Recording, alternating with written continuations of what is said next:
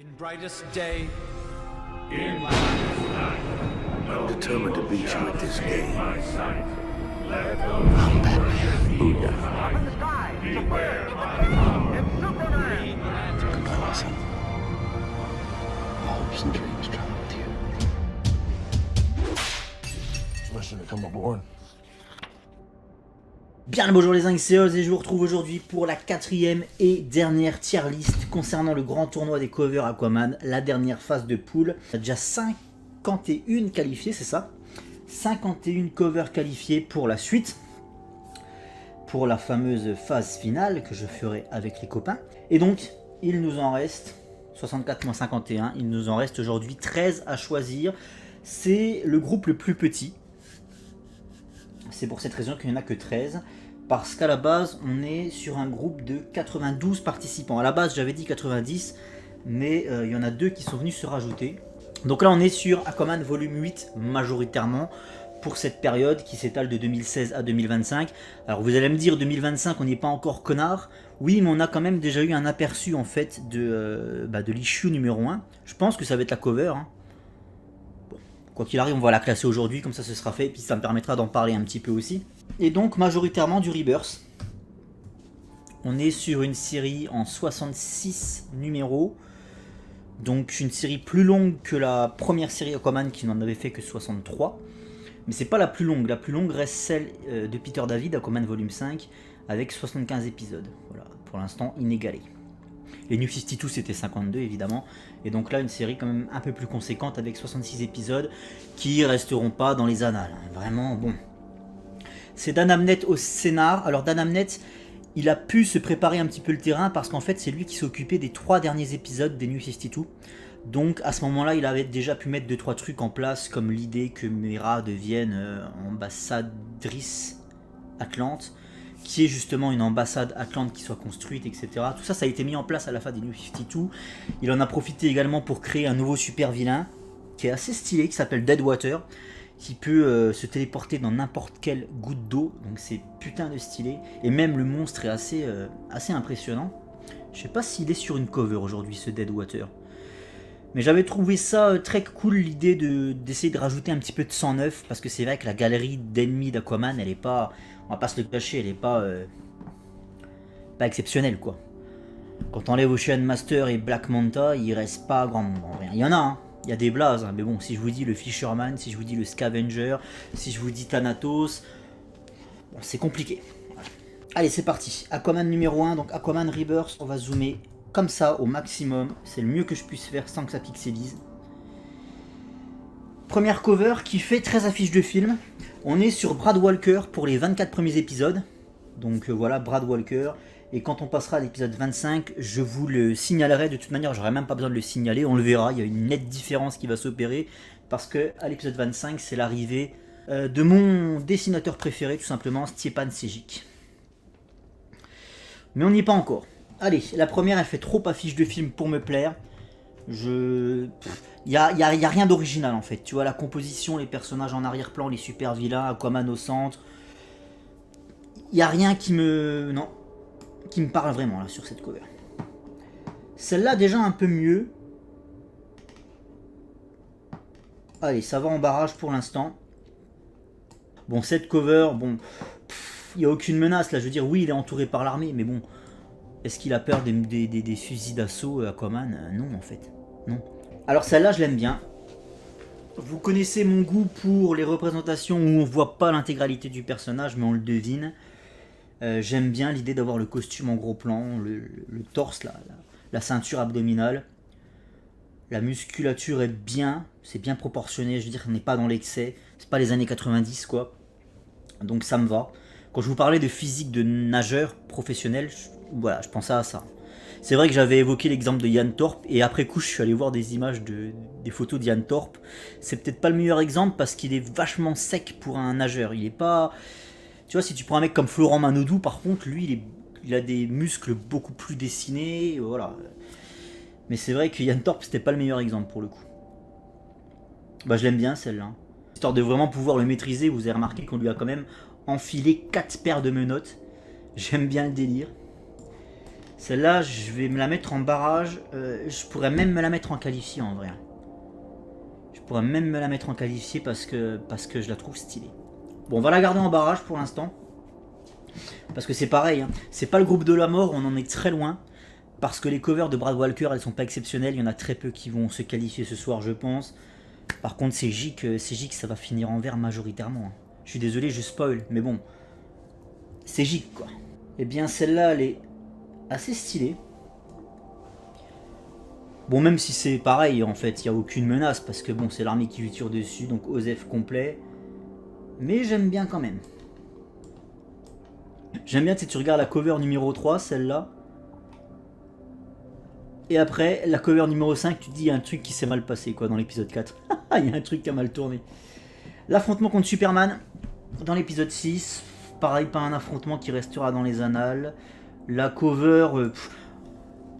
moi, voir deux super-héros se foutre sur la gueule, alors que ce sont censés être des potes, c'est pas le genre de truc qui me fait kiffer, tu vois. Mera est beaucoup présente sur les covers de cette série. C'est pas pour me déplaire. Celle-là, je l'aime beaucoup. Celle-là va en barrage. Tac. Je crois, si je dis pas de bêtises, que l'énorme bestiole qui essaye de repousser Aquaman à ce moment-là, sur cette cover numéro 8, c'est le même golem qu'avait utilisé Grant Morrison dans son run Justice League of America. Il y a un énorme golem en fait qu'une partie de l'armée essaye d'arrêter. Le Hirsute. Il s'appelle le Hirsute dans mes souvenirs. Et je crois que c'est lui. Et j'aime bien cette cover. Pareil, elle va en orange. Bon, il s'en sort pas si mal pour l'instant, Brad Walker. Alors celle-là, il a le nez complètement explosé, il a un œil au beurre noir, il a souffert. J'aime bien, moi, les héros qui souffrent. Vous savez, j'aime bien quand ils sont à la limite de la mort, les héros, parce que c'est ce qui permet de mieux les faire revenir encore plus héroïques. J'aime bien. Tu vois, là, ça me donne envie d'aller voir ce qui se passe dans le bouquin, en fait. De le voir dans cet état-là. Qui a pu le mettre dans cet état-là, d'ailleurs? Donc je la garde. Pour l'instant, en orange, elle n'est pas éliminée de suite. Très belle cover Mera, même si Brad Walker, il sait pas spécialement dessiner Mera, pour les covers, il s'applique. Et je peux vous dire qu'il s'applique... Ah, mais après, c'est peut-être plus lui dans les... Je crois que c'est Scott Eaton, le dessinateur principal de la série à ce moment-là. Et non pas Brad Walker. Faudrait que j'aille vérifier avant de dire des conneries. Donc évidemment, tout ceci est disponible dans ce bouquin, le Aquaman Rebirth. Là, on est sur le tome 1 encore, normalement. Quoique, l'épisode 10, on doit être déjà sur le tome 2. C'est pas grave, moi, ce qu'il me faut, c'est juste le nom. Ouais, c'est Scott Eaton qui... Et c'est bien le Hirsute, j'avais raison. Je vais vous le montrer, ça va peut-être vous revenir. Hop. Il y a toujours une surexposition là avec la lumière, du coup ça reflète dans le papier glacé. Voilà, c'est bien ce monstre là qu'avait utilisé Grant Morrison. Voilà, donc au dessin c'est Scott Eaton. Donc les covers sont beaucoup plus jolis que ce qu'il y a dans le bouquin. Scott Eaton, ça dépanne. Ça dépanne, c'est jamais la branlée en fait quoi. Son Superman est affreux, Samira... Par moment, Samira est pas trop mal, par moment, elle est absolument dégueulasse, on dirait un trans. Enfin bref, il y a trop de trucs qui me déplaisent. Alors, celle-là, elle est sympa, mais bon, après, c'est cover... Moi, je pars du principe où si Aquaman, il apparaît pas sur la cover, bah, elle a rien à foutre dans un tournoi Aquaman, quoi. C'est le Aquaverse, en fait, ok, mais... Enfin... Je vous disais que j'aimais bien quand on voyait pas l'intégralité du personnage, ou des fois juste quand on voyait que son trident, ou que son gant qui sortait de l'eau, etc. Mais au moins il est quand même physiquement, enfin physiquement ou pas, il est quand même sur la cover. Alors que là il est pas du tout, pour le coup. Celle-là, je la prends pas. Celle avec la tête de la Statue de la Liberté, je ne la prends pas, elle est pas assez imposante. Celle-là... Superman et Wonder Woman avec des masques à oxygène, bon, bof. Et puis il a le visage vachement émacié, je trouve, Arthur, sur celle-là. Donc non, je ne la conserve pas. Celle-là, il est pas dessus. Puis les personnages sont affreux, là, en fait. À la limite, le vilain, le super vilain qui tiendrait sur cette cover, la cuirasse d'Aquaman, comme un trophée, tu sais, ce serait un vilain charismatique comme plus tard Corumras ou pourquoi pas Ocean Master. Bon, je validerais la cover, je pense. Mais là, c'est pas le cas. Là, je peux pas la valider parce que les bestioles sont affreuses. On est sur un commando marine qui s'est fait injecter du produit dans les veines et donc du coup c'est devenu des méta-humains en fait. Vous voyez, en fait c'est devenu des mutants aquatiques et donc du coup c'est plus facile pour eux d'aller en Atlantide pour aller shooter Arthur. Ouais, c'est pas terrible. Alors là, un énorme vaisseau qui sort de la flotte. Non mais je suis désolé, t'as l'impression... Moi j'ai envie de lui filer... alors c'est combien un kebab maintenant? J'ai envie de lui filer 7 balles pour qu'il aille se prendre un kebab, cet Aquaman. Regardez, il a les joues creusées là, putain. Mange gros, mange. Ça va pas du tout cette histoire. Il est anorexique quoi, bordel. Et celle-là, il y a le phare d'Amnesty Bay. Putain, c'est très rare les covers avec le phare d'Amnesty Bay. Je crois bien que c'est la première d'ailleurs. C'est sympa mais je la garderai pas. Non, je la garderai pas. Et celle-là non plus. Je trouve ça assez feignant les affrontements comme ça avec des explosions. Et celle-là un peu plus originale, No Escape from Forever War. Mais non pareil, je la garde pas. Celle-là par contre, celle-là elle me plaît bien avec la pieuvre là. On va se la garder. Faudrait que je rezoome comme ça, je suis désolé, j'avais pas le zoom au max. C'est vrai que pour classer, quand t'as le zoom au max, c'est pas possible. Donc du coup, j'ai dit que je la garderais, celle-là. Oula, on est tombé sur du lourd d'entrée de jeu, là. J'ai dit que je la garderais, celle avec la pieuvre. Elle est là, hop. Pour l'instant, on la garde. Ah bah voilà, Deadwater. Bah du coup, il est sur les covers. Il est sur les covers, mais les covers sont pas GG. La première, non. With Deadwater, je ne la garde pas. La deuxième, non plus. On reconnaît pas Aquaman déjà, c'est juste une tête d'un mec blond, au visage émacié encore une fois, qui est en train de se faire charcuter par Deadwater, mais tu reconnais pas Aquaman quoi. Il y a juste un tout petit bout de costume en bas à gauche, mais c'est pas suffisant, donc non. Et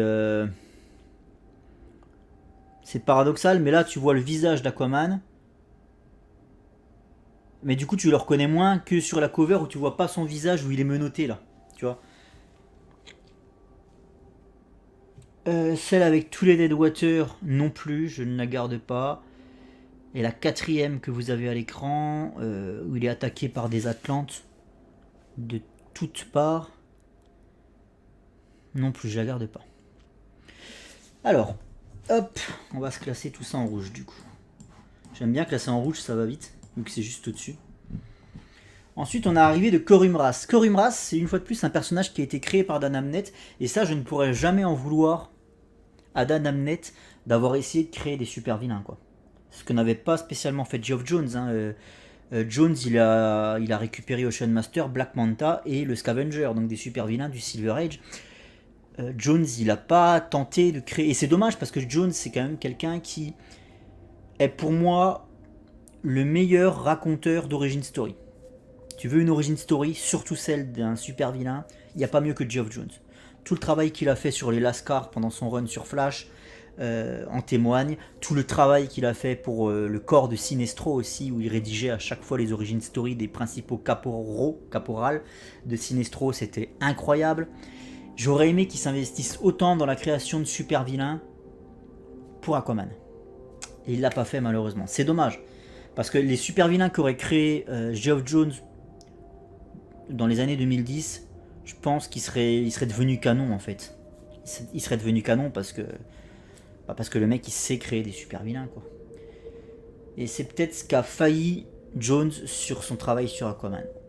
Et Dan Abnett il a essayé, il a créé Deadwater, et Deadwater moi j'aime bien le principe. C'est juste qu'il n'a pas été assez bien exploité Deadwater. Parce qu'en fait il y a un épisode de Rebirth, bah, ça doit être justement dans les covers que je viens de classer là.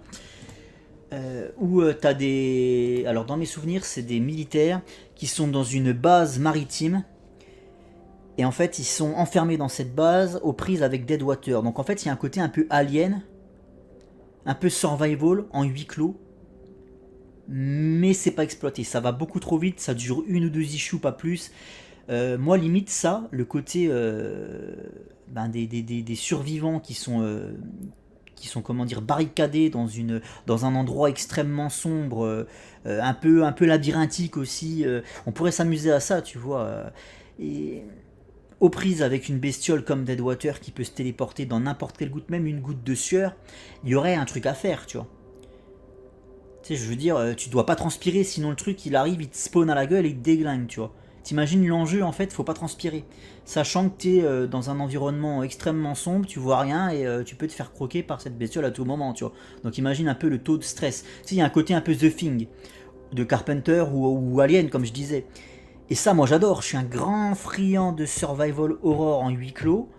Danamnet, il a effleuré l'idée, mais il l'a bâclé, il l'a vaporisé cette idée, il en a rien fait, bordel. Et ça, c'est vraiment un de mes grands regrets sur le run d'Amnet, quoi. Ça aurait été tellement stylé d'avoir un truc bien flippant, avec une putain d'ambiance bien horrifique, et Aquaman qui vient essayer de filer un coup de main. Tu vois, ça aurait été tellement mieux.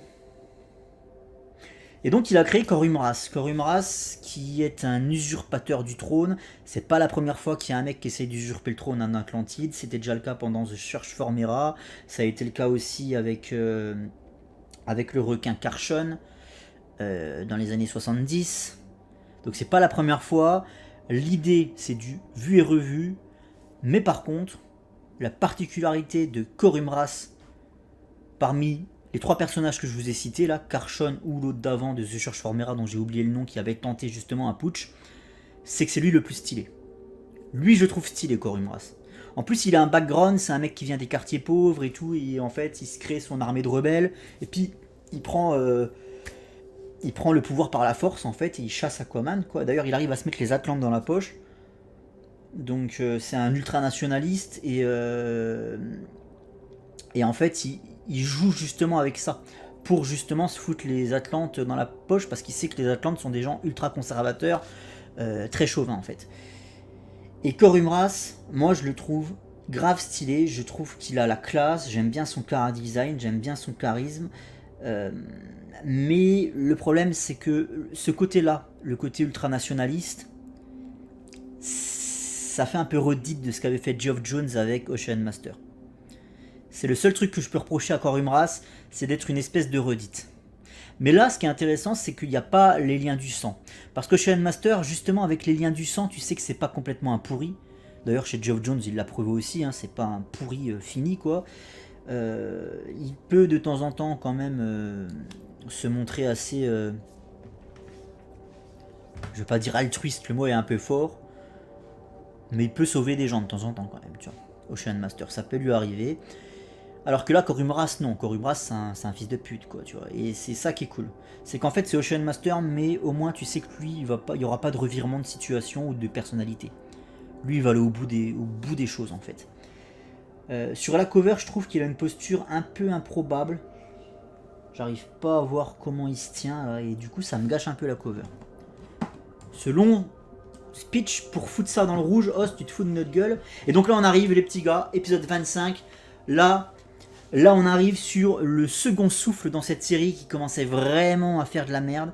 Parce que vraiment, moi, pour avoir lu l'intégralité de Rebirth, putain, les premiers volumes sont vraiment compliqués. Et il y a ce volume 3, enfin les deux premiers, et il y a ce volume 3 qui s'appelle Underworld, avec cette cover chez Urban d'ailleurs, où Aquaman est pris dans un faisceau, là, bam, comme si c'était un bandit qui essayait de s'échapper d'une prison. Il est pris là dans ce faisceau et il se passe quelque chose. Et dans cet épisode 3, il se passe quelque chose. C'est l'arrivée de Stepan Sejic, quoi. C'est waouh, le mec m'en a mis plein la vue. J'ai lu ça quand c'est sorti. Ça devait être en 2018. Et j'en ai pris plein la tête. Plein la tête, quoi. Et j'avais jamais lu du Sejic avant. C'est la première fois que je voyais son travail. Alors évidemment, ce qui peut choquer certains, c'est le numérique, parce que CJ qui travaille en full numérique, ça se voit sur ses covers, hein. Donc moi personnellement ça ne me dérange pas, je suis assez ouvert d'esprit à ce niveau là. Concernant le numérique, parce que ça fait débat, il y a des gens qui vont essayer d'expliquer que c'est un peu un truc de feignant, je suis pas d'accord. Alors sur certains aspects le numérique peut effectivement faire travail de feignant. Je vais vous donner un exemple que là on voit peut-être pas forcément sur les covers, mais qui saute plus aux yeux quand on lit vraiment directement l'histoire, sur les dessins dans le bouquin, quoi. La côte de maille d'Arthur. C'est le truc, tous les dessinateurs s'en plaignent. Parce qu'à chaque fois que tu représentes Arthur, sur chaque case, bordel de merde, tu es obligé de redessiner sa côte de maille. Et en fait, c'est Jim Lee qui expliquait que Aquaman, c'était le Spider-Man de DC. Parce que Spider-Man, à chaque fois, il faut redessiner l'étoile sur son costume et ça casse les couilles à tous les dessinateurs. Et même principe, en fait, pour Aquaman, redessiner sa côte de maille, ça casse les couilles à tous les dessinateurs. Et c'est Jim Lee qui expliquait ça dans une convention. Et Jim Lee il avait mis au point des tips en fait pour éviter à chaque fois de tout refaire l'intégralité. En fait, il jouait avec les jeux de lumière, tu sais, avec comment dire, la position de la lumière, les reflets du costume. Et donc du coup, il en dessinait qu'une partie. Et en fait, l'illusion, c'est que vu que son costume prend la lumière, tu vois pas le reste des écailles. Et ça marche plutôt bien. Il avait montré, donc il avait fait ça en convention, il avait fait une démonstration. C'est vrai que ça marchait plutôt bien. Mais à ce moment-là, qui est le feignant? Qui est le feignant? Est-ce que c'est le mec qui dessine à la main, certes, mais qui du coup trouve des tips pour ne pas avoir à se faire chier à faire le détail? Ou est-ce que c'est le mec qui derrière son PC va faire les détails? Alors en fait, Sejic, lui, c'est pareil, c'est quelqu'un que je regarde beaucoup dessiner sur YouTube. Et en fait, il a un logiciel qui doit coûter 10 000 euros, tu sais, de dessinateur pro. Et forcément, il peut créer ses patterns et les enregistrer. Par exemple, il va créer le pattern des écailles. Il va l'enregistrer, après il pourra le moduler à volonté. Et donc à chaque fois qu'il aura son Aquaman sur une case, il aura juste à transposer son pattern d'écailles et le travail sera fait. Alors oui, ça fait un peu feignant dans l'idée, mais au moins le travail est fait, tu vois. Donc du coup, c'est sujet à débat, quoi. Hein. Moi, ce qui m'importe, c'est le résultat fini. C'est pas comment il a fait pour en arriver là, le mec, tu vois. Ça, à la limite, je m'en fous. Si moi, le résultat, c'est la branlée, voilà, la fin justifie les moyens, comme on dit. Hein. Et regardez ces covers, bordel de merde. Les 4 premières, là, déjà, la 5e, je suis pas sûr, mais les 4 premières, là, les petits gars, les 4 premières, elles finissent en vert. Je ne passe même pas par la case orange. Alors vous allez me dire, oui, mais c'est une cover Mera. J'en ai rien à foutre, elle déglingue cette Mera. Non, c'est vrai. Ce serait pas juste pour Brad Walker, dont j'ai classé la cover Mera directement en rouge parce que c'était pas une cover Aquaman. Mais là, j'aurais presque envie de la sélectionner, cette cover Mera. Et en plus, j'ai vu Stjepan Sejic la reproduire justement sur sa chaîne YouTube. Oh la vache, quand il te fait les effets d'eau et tout, mais c'est incroyable. C'est incroyable. Les effets d'eau autour de Mera, là, ils sont complètement dingues, quoi. Et puis, je les trouve toujours bien pensés aussi, ces covers. Donc, je vous laisse les admirer encore un petit peu. Je regarde juste un truc. Si mes enregistrements fonctionnent, parce que ça, c'est toujours la hantise. Ça m'est arrivé une fois, pour la petite anecdote, au cours de ma carrière sur YouTube, si on peut appeler ça une carrière. Ça devait être en 2014. J'essayais de faire un let's play, une vidéo commentée sur le jeu vidéo Gun. Et en fait, j'ai fait une vidéo de 1 heure, 1 heure et quart, et je me suis rendu compte à la fin qu'il n'y avait rien, aucun enregistrement n'avait été lancé. J'ai fait ma vidéo en étant persuadé d'avoir lancé l'enregistrement, et c'était pas le cas. Et du coup, j'ai abandonné. J'ai abandonné le projet de faire des vidéos sur Gun. Ça m'a tellement blasé. Et du coup, depuis, c'est devenu ma hantise. Et ça m'est arrivé encore dernièrement, parce qu'en fait, pour la petite anecdote, j'enregistre tout avec StreamYard, mais j'ai aussi, en guise de logiciel de secours, Audacity, qui enregistre ma voix. Parce qu'en fait, du coup, des fois, avec la connexion, quand il y a des chutes de débit ou ce genre de choses, sur StreamYard, le son a tendance à se robotiser. Et donc, du coup, moi, je sais qu'avec mon fichier Audacity, au cas où ça foire, j'ai une sauvegarde de ma voix, quoi. Et la dernière fois, j'ai oublié de la lancer. Donc, vous voyez, ça m'arrive encore. Bon, bref, allez, c'est bon, suffisamment parlé, là. Vas-y, classe ces putains de covers. Vas-y, commence à se faire tard, bordel de merde. Allez, ça part en vert, tout ça. La première d'Underworld, première qualifiée de la soirée, boum, elle descendra pas, elle est incroyable. Mera, mention honorable, je te mets en rouge parce qu'il n'y a pas Aquaman sur la cover. Il aurait été là derrière, dans un reflet de flotte ou quoi, je t'aurais sélectionné Cash, parce que c'était probablement la plus belle cover Mera ever. Probablement. Donc ouais, je t'aurais conservé grave. Celle-là, je la garde avec Dolphin. En plus, c'est Dolphin, quoi, bordel. Et ça, c'est cool. Dan Amnet, il allait récupérer Dolphin. Dolphin, je vous en ai pas parlé. C'est un personnage qui a été créé en solo dans les années 60 et qui servait un peu à rien chez DC. Quoi. Je veux dire, tout le monde s'en foutait, il y en a plein qui connaissaient même pas son existence. Et c'est Peter David qui allait la chercher pour dire hep, toi là, maintenant tu vas venir dans le Aquaverse. Alors après, une fois le run de David terminé, et celui de Dan Jurgens pour le coup, elle a disparu complètement du Aquaverse, et elle est revenue donc grâce à Dan Abnett, et ça c'est très cool. J'espère la revoir à l'avenir. Pour moi maintenant, Dolphin doit être intégrée de manière permanente au Aquaverse. Parce que c'est un personnage qui est hyper stylé. Déjà elle est muette. Alors attendez, c'est dans... Chez Peter David elle parle. Je crois que c'est dans Rebirth qu'elle est muette. Et je trouve ça cool d'avoir un personnage muet en vrai. Ça c'est de la diversité, tu vois, qui fonctionne. D'avoir un personnage muet qui a du coup d'autres moyens de communiquer. Et je la trouve grave stylée. Et pour la petite anecdote, vous aurez remarqué qu'elle a des espèces de... Alors c'est pas des tatouages en fait, c'est comme des écailles sur les bras. Parce qu'elle est à moitié poisson quoi. Je sais plus trop son origine à elle, mais voilà, c'est une méta-humaine quoi. Donc elle a une peau un peu écailleuse comme des poissons. Et en fait, Seijik, sur la dernière page qu'il a rendue sur son travail sur Aquaman, eh ben, il représente Aquaman et Dolphin en train de mener, en train de s'ériger en leader du mouvement de résistance face à Corumras. Et en fait, sur cette page, eh ben, il a complètement oublié de faire les écailles à Dolphin. Et ça trahit, je pense, chez Seijik, je pense, le fait que c'est un mec qui pinaille peut-être trop, et du coup qui prend beaucoup de retard, parce que vraiment, moi, quand je le regarde bosser sur YouTube, il fait ça donc en totale détente, donc il pinaille de fou sur des détails, des reflets, des trucs. Il va passer un temps fou juste pour que son reflet soit parfait, tu vois. Et du coup, ça, je pense que c'est pas forcément compatible avec l'industrie des comics où il faut dessiner à fond, faut envoyer, tu vois. Et du coup, c'est pour ça que je pense qu'il a complètement oublié de... Et effectivement, plus sur la fin de son travail sur Aquaman, tu ressens des lacunes chez Seijik, dû, je pense, au manque de temps. Il y a des oublis, il y a des textures qui sont moins travaillées, il y a des trucs qui sont clairement... il y a des aplats de couleurs par moment, histoire de dire, allez hop, faut bien remplir. Tu sens qu'il s'applique beaucoup moins, mais je pense que ça trahit vraiment un manque de temps. Parce qu'il a trop pinaillé au début, et que là, du coup, il est rattrapé un peu par les deadlines, quoi. Alors, on rezoome. Là, il y a encore des covers qui vont aller dans le vert, les petits gars. Oh la vache.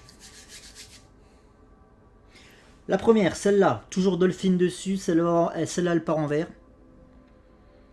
Et c'est à ce moment-là qu'Aquaman retrouve sa coupe de cheveux. En fait, là, c'est plein de références à Peter David. Abnett, c'est le mec qui avait pris le travail après Peter David. Rappelez-vous.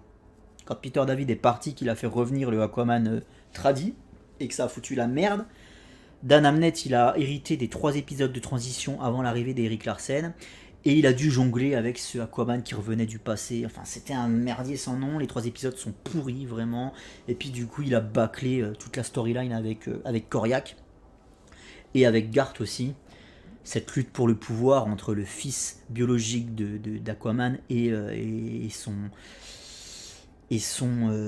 sa pupille, quoi, son acolyte de toujours, Garth. Et ça, c'était passionnant à lire. Et Dan Abnett, il est arrivé et tout déglingué en un épisode. Bref. C'était la rivalité entre le frère et entre le fils biologique et le fils adoptif, en fait, quelque part. Et ça, c'était très cool, mais malheureusement, c'est pas allé au bout.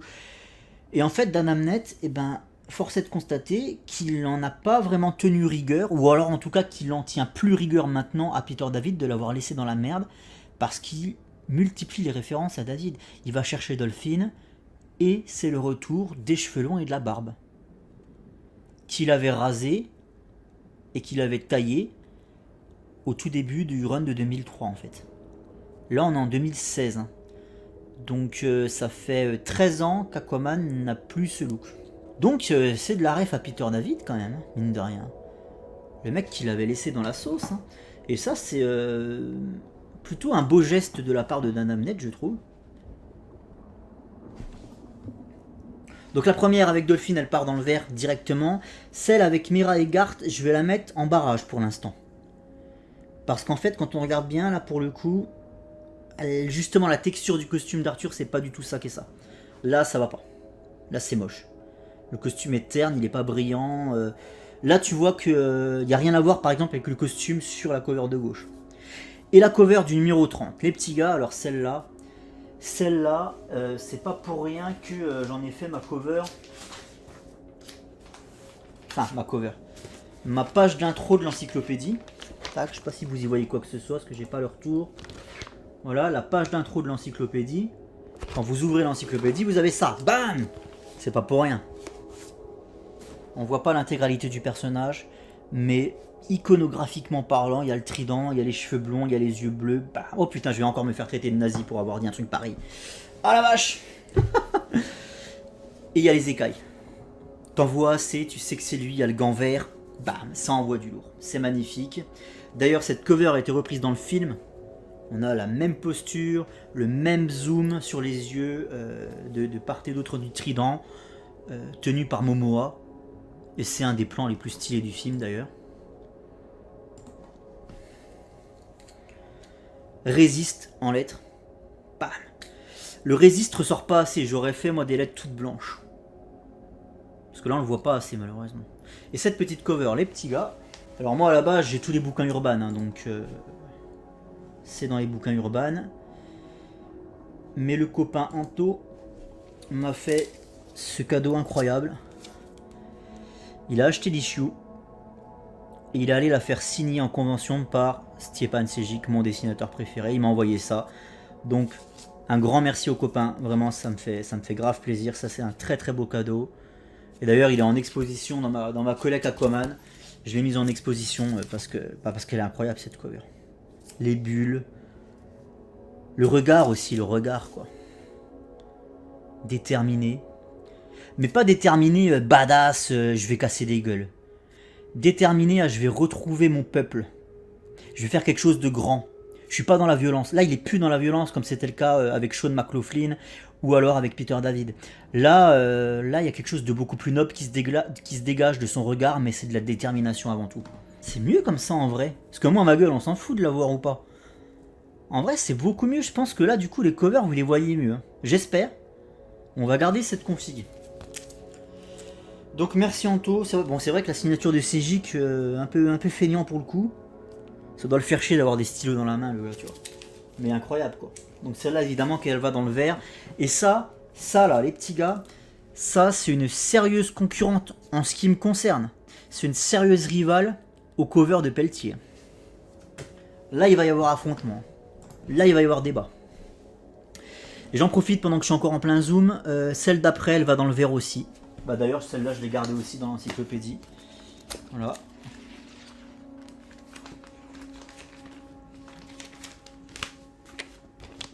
Pour le coup mon imprimante la fait ressortir beaucoup plus foncé. Mais du coup je préfère ce qu'a fait mon imprimante là pour le coup.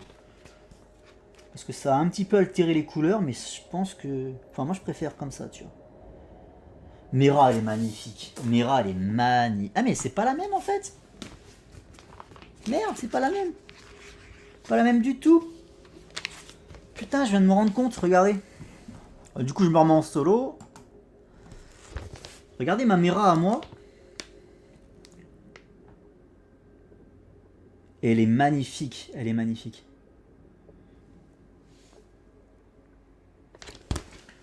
Et du coup, regardez la Mera ici. Elle a la couronne et elle regarde pas dans la même direction. Bah, je préfère la mienne, tu vois. Mais je vais quand même la garder en vert, hein, calme-toi. On classe, on classe, on classe. Alors là, attention, parce qu'il n'y a que 13 qualifiés aujourd'hui. Hein. Donc ça ne sert à rien de s'enflammer. Dans les matchs de barrage, là, ça va être serré. Parce que tout ça, ça part en vert. Tac. Alors, on rezoome. Ah, putain, il y a encore du vert, là. Il y a encore du vert. Alors, celle avec le King Shark. Non. Non, pour le coup, il y a moins de travail. On va pas se le cacher. Moi, bon, vous le verrez peut-être pas forcément vous, mais moi, là, au niveau des textures costumes, au niveau même des textures de la peau, Le King Shark, je trouve pas si bien réussi que ça. Le fond derrière, un peu feignant aussi. Bon, elle est sympa quand même, elle est jolie quand même, mais ça part en rouge. Je ne la garde même pas en barrage. Celle-là, parce que là, une fois de plus, que 13 places. Il y aurait 25 places de dispo. Je l'aurais mis en barrage, mais c'est pas le cas. Voilà, c'est pas le cas. Et alors celle-là, elle part en vert direct. Celle-là, elle est magnifique. Ce baiser langoureux, passionné, mais pas vulgaire, tu vois. C'est beau, c'est romantique, quoi. La position de Long Kiss Goodbye. Et à la main de Dolphin. Ah putain, mais je viens de voir. Ah, ok, mais c'est stylé de ouf. Putain, j'avais jamais vu ça, les gars. Parce qu'en fait, il tient la main de Mera dans la sienne, là, le gant vert. Et on peut constater qu'il y a la main de Dolphin qui vient sur son épaule. Enfin, pas sous son épaule, sur son torse. Et il y a d'autres mains qui viennent sur les épaules d'Arthur en guise de soutien. Parce qu'à ce moment-là, il est en train de faire la révolution, en fait. Il est en train de soulever le peuple pour reprendre le trône au tyran Corumras. Donc il y a des gens, on imagine que la main tout en bas à droite, pardon, c'est celle de Vulko. C'est stylé, il est en train d'embrasser sa gonzesse et il a le peuple derrière qui est en train de lui apporter son soutien, quoi. Elle est incroyable. Puis la barbe super bien taillée. Ça fait moins barbe de Clodo qu'à l'époque de Peter David. Allez, ça part en vert direct. Magnifique, magnifique. La 34, puisque là on était sur la dernière cover de Seijik, donc après ça va être beaucoup plus compliqué de classer, parce qu'il y a beaucoup de rouge et de orange à venir là, surtout du rouge, notamment avec Andy Kubert. Qu'est-ce qui t'arrive, Andy, là? Qu'est-ce que c'est que ce travail de souillon là? C'est pas beau. Alors oui, c'est une réponse à Pelletier, mais c'est pas beau. Mais absolument pas. Déjà, ce Corumras, il est tellement avachi dans le siège. Tu vois, quand je te parlais, il y a le mec qui est avachi avec classe. Il y a le mec qui est avachi avec la bière sur le côté, le bol de popcorn, et il regarde le Seigneur des Anneaux, tu vois. Et ben lui, c'est ça, en fait. Il est tellement avachi dans son fauteuil, gros, qu'il fait que la moitié du trône. Il y a la moitié du trône qui est vide au-dessus. Putain. Qu'est-ce que c'est que ce boulot de salopard, là? C'est pas beau, le trône il est dégueulasse. Non, il n'y a rien qui va là. Puis même la tête d'Arthur sur le trident là, c'est non. Ridicule. Ridicule au possible. Andy Kubert pourtant il nous a quand même habitués à bien mieux. Alors, cover 35, donc là c'est la seule d'Andy Kubert, et ben malheureusement elle ne sera pas sélectionnée. Pour lui, malheureusement pour lui. 35 et 36, on est sur deux covers d'Howard Porter, c'est un dessinateur que j'aime bien. J'ai jamais été vraiment déçu par son boulot. Alors attendez, je vais en classer, ça permettra de zoomer mieux. Donc on a dit rouge, on a dit vert et on a dit rouge. Et s'il y avait en dessous du rouge, genre noir, je mettrais dans le noir. Tu vois. Alors, Howard Porter, c'est les deux premières, la 35, la 36. Alors là, c'est là où le run part complètement en couille parce que à la limite, l'arc Underworld, moi je l'aimais bien. Le côté un peu Robin des Bois, en fait, faut savoir que... Et ça, c'est stylé. Corumras, ce qu'il fait quand il prend le pouvoir, la première chose qu'il fait, c'est qu'il rétablit la couronne d'épines. La couronne d'épines, c'est la barrière magique au-dessus de l'Atlantide, le fameux dôme. Parce que c'est vrai que depuis les New 52, le dôme au-dessus de l'Atlantide avait complètement disparu. On avait essayé de moderniser un peu le concept et on trouvait ça un peu trop vieillot, un peu trop kitschos, la ville dans sa cloche de verre, alors que moi personnellement je préfère, pour moi c'est ça Atlantide, c'est la cloche de verre. D'ailleurs c'est ce qui manque au cinéma pour avoir un truc qu'on voit, tu vois. Et du coup Dan Abnett l'a fait revenir cette cloche de verre. Corumras, première chose qu'il fait quand il prend le pouvoir, il invoque la magie qui est normalement interdite en Atlantide et il remet cette cloche de verre. Et pourquoi c'était interdit cette cloche de verre? Parce que c'était le symbole de l'Atlantide qui se referme sur elle-même. Mais Abnett, c'est un mec qui aime Aquaman. Vraiment. J'avais lu aussi une préface qu'il avait écrite sur The Search for Emerald, TPB.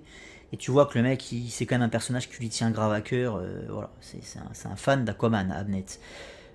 Après, son travail ne m'a pas convaincu à chaque fois qu'il a bossé sur le personnage. Son travail ne m'a jamais convaincu complètement, ni même à moitié, j'ai envie de te dire. Mais au moins, je peux pas lui reprocher qu'il a quand même des idées très brillantes. Il fait revenir le Captain Blackjack dans son run d'ailleurs. Captain Blackjack, c'est pirate des années 40 jusqu'à 50. Alors là, il le métamorphose complètement.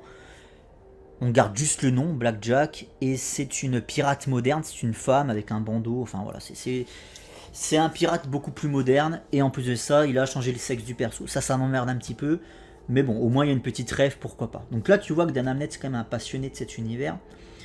Le fait de remettre l'église au milieu du village, avec le dôme au-dessus de la ville, là-dessus, j'ai rien à redire. Mais après, il y a des gros soucis d'écriture, tu vois. Et donc, Arthur se retrouve enfermé sous la cloche de verre, donc il est prisonnier dans sa propre ville en Atlantide, mais pas prisonnier jeté en prison en fait, c'est juste qu'il est... en fait, il perd sa trace, il le considère mort, il y a quand même 2-3 soldats de Corumras qui vont de temps en temps enquêter dans la 9ème tribe, histoire de retrouver le corps d'Arthur, parce que il est aux abonnés absents ce corps, donc quand il n'y a pas de corps, il n'y a pas de mort, hein, techniquement. Et Arthur, petit à petit, va revenir progressivement à la vie, évidemment, déjà dans un premier temps, mais aussi il va commencer à fomenter une petite émeute, une petite révolution dans son coin, avec les gens qui l'ont toujours soutenu, comme par exemple Vulko.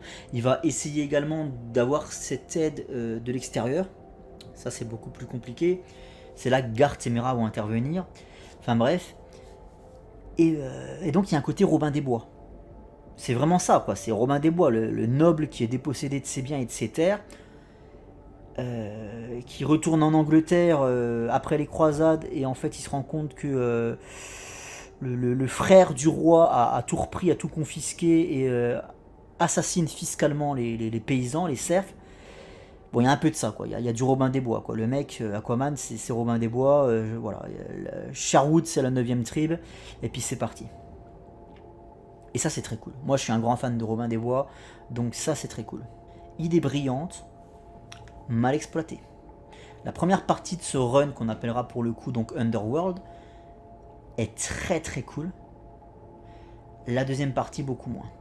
Et il y a un truc qui me gave aussi, c'est la transformation physique de Corumras. Moi, j'aime bien quand les super vilains sont des bonhommes. Enfin, des hommes ou des femmes, peu importe, mais quand ce sont physiquement des êtres humains. Comme ça, à l'écran, ça te permet de mettre un putain d'acteur charismatique, tu vois. Moi, je préférerais toujours un Zod incarné par Michael Shannon que le Steppenwolf de Zack Snyder, tu vois. Je préfère un super vilain fait de chair et de sang, incarné par un acteur avec une putain de prestance et un charisme de ouf, plutôt qu'un tas de pixels programmés à l'ordinateur, clairement. Et ça, c'est valable aussi dans les BD, hein, tu vois. J'ai toujours préféré les super vilains comme Black Manta ou Ocean Master à des trucs comme Gorilla. Gorilla Grodd, ça va encore, c'est un gorille, c'est pas non plus un truc trop fantastique. Mais vous voyez ce que je veux dire. Et là, regardez Corumras qui était stylé, bordel. Qu'est-ce qu'il en fait, Abnett? Il en fait une bestiole dégueulasse, qui ressemble à rien. On se croirait dans Elden Ring, là, tu vois. Voilà, ça va pas du tout, cette histoire, ça va pas du tout. Pourquoi tu l'as pas gardé humain jusqu'à la fin, avec un putain de duel épique à l'épée au sommet du dôme, ou je sais pas, moi, ou dans la salle royale, tu sais, dans la salle du trône. Un truc épique, bordel, un affrontement entre deux bonhommes. Qu'est-ce que c'est que cette créature, une espèce de gorilla grodd aquatique qui a des pouvoirs magiques? Ah, c'est de la merde, ça me fait chier. Ça me fait chier. Parlons des covers uniquement. La première cover, elle est sympa. Je vais la mettre en orange. Par décret royal, Aquaman doit mourir, ça part en orange. La deuxième, ça part en rouge, parce que cette bestiole dégueulasse qui est devenue Corumras, ça me sort par les yeux. La numéro 37, celle-là, c'est la bestiole en question, pour le coup dessinée par Seijik qui revient pour 3 covers, et Seijik ça envoie. C'est dommage que la bestiole soit dégueulasse, mais Seijik déjà c'est quand même beaucoup plus joli. Mais ça sera pas conservé, c'est pas une cover Aquaman. La numéro 37, Seijik toujours. Celle-là je la kiffe. Celle-là je la kiffe. Celle-là elle part en orange. Elle est terrifiante.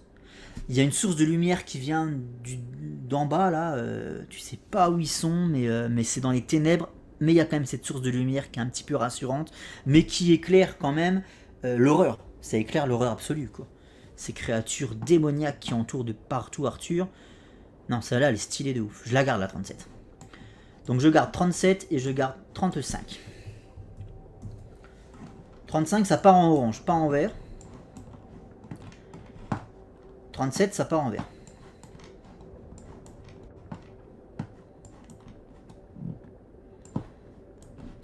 Un petit point sur les comptes. 7.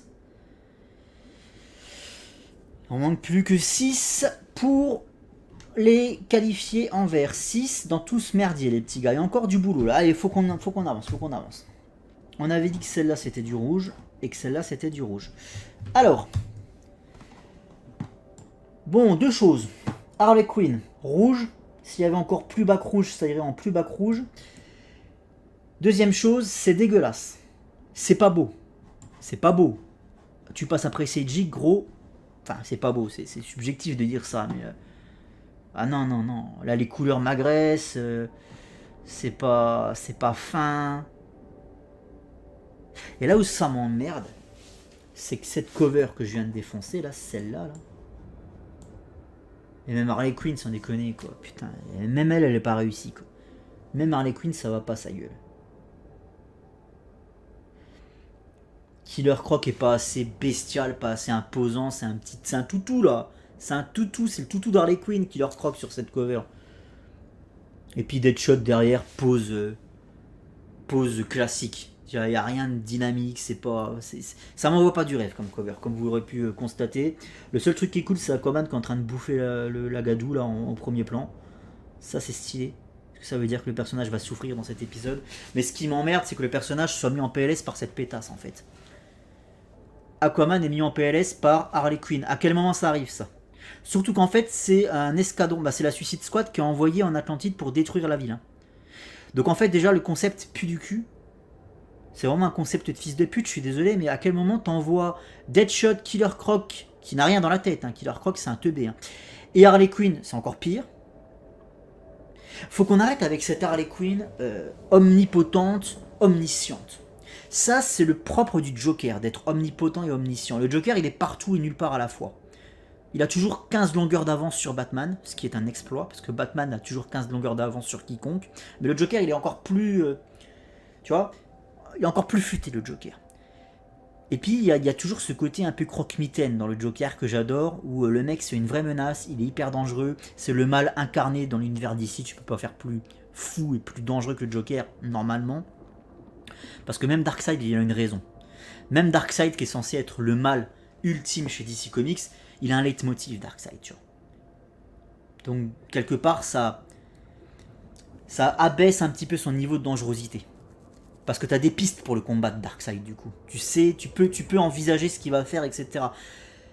Le Joker non, le Joker il tape au hasard, c'est un taré. C'est un taré qui fait vraiment des trucs très très sales, normalement. Même si c'est jamais vraiment le cas malheureusement. Mais bon. C'est le concept du personnage. Elle, c'est une psychiatre ratée qui est tombée amoureuse, comme une gamine de 16 ans tomberait amoureuse de Tom Cruise en le voyant dans un gala ou je sais pas où, tu vois. C'est-à-dire que c'est une groupie qui est très très con. C'est d'ailleurs pour cette raison que le Joker veut systématiquement s'en débarrasser. Et le seul truc qui l'a fait revenir à elle, c'est le principe de territorialité. C'est-à-dire que Harley Quinn, en fait, bon, elle est à moi, c'est ma création, c'est ma possession. C'est le seul truc, en fait, qui la rattache à elle, tu vois. Mais elle est con comme un balai, cette meuf, normalement. C'est pour ça que le Joker, il en a plein le cul d'elle, tu vois.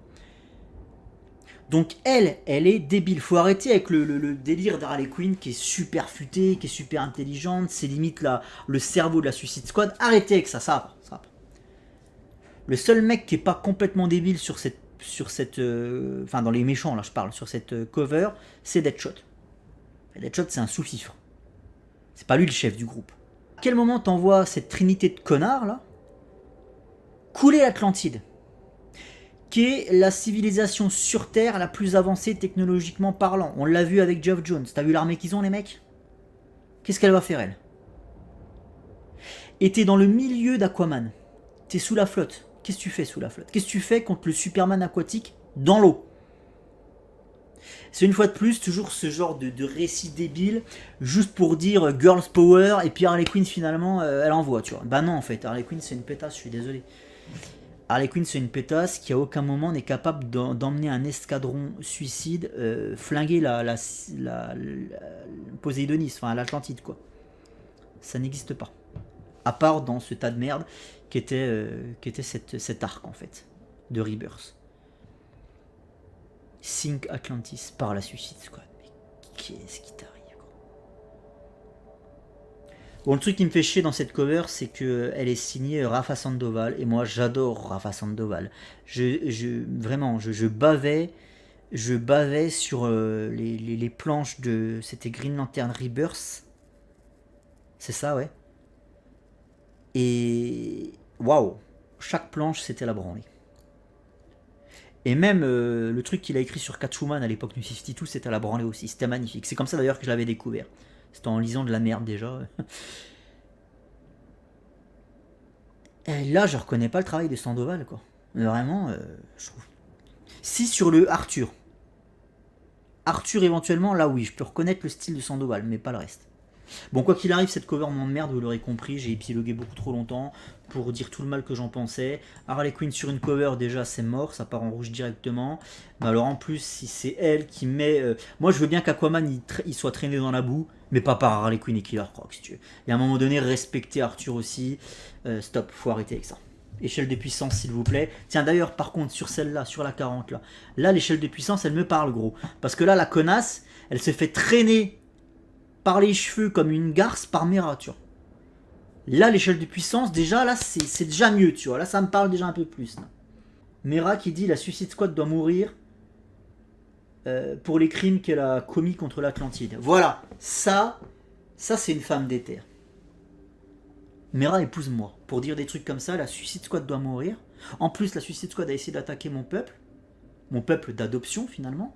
La Suicide Squad doit mourir et Harley Quinn en première. Sur l'échafaud. Mera, épouse-moi tout de suite. Voilà. Bon, la cover, par contre, il y a un truc qui me dérange, c'est la coupe de cheveux de Mera. Ultra volumineuse. Et puis Harley Quinn sur la cover, donc ça perd des points, je suis désolé. C'est éliminatoire, ça au bac, les gars. Alors là, c'est le style de Riccardo Federici, ça se reconnaît direct. Bim! Numéro 41.